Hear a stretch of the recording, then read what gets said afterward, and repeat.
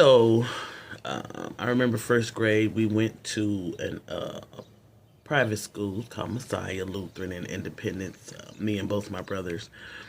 And I just remember first grade, I ended up having to do the first grade again.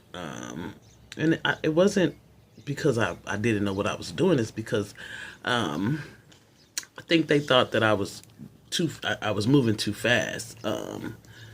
You know, I did summer school, should I say. So that put me behind with the rest of my classmates. And again, I can't imagine, why.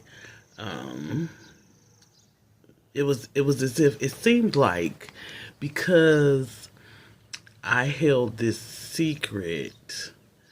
family secret that I was treated. That's when you could tell the change and difference on how to being treated. And not only that, like I said, it seemed like my mother, adopted mother, kind of started realizing, just because you adopt a child does not mean that that child is going to be like you, think like you, act like you, and so things began to be different. I'm trying to remember. I guess right after that is when I found out that I was adopted.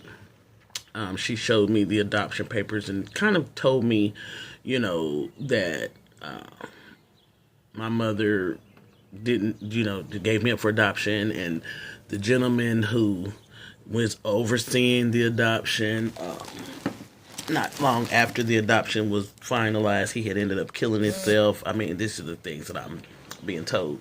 So, before I was told, when you become of age, if you ever want to look for your birth parents, I will fully support you. No. Anyway, so yeah, school, in school, and just remembering that things are really getting bad for me, I guess you could say, because it's like any little thing I did was the worst punishment. Like, I'll never forget my brother's graduation.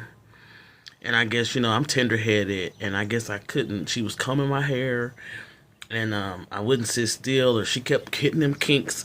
And the next thing I know, she slaps me across the face with this comb so hard that literally the comb imprint was across my cheek. Um,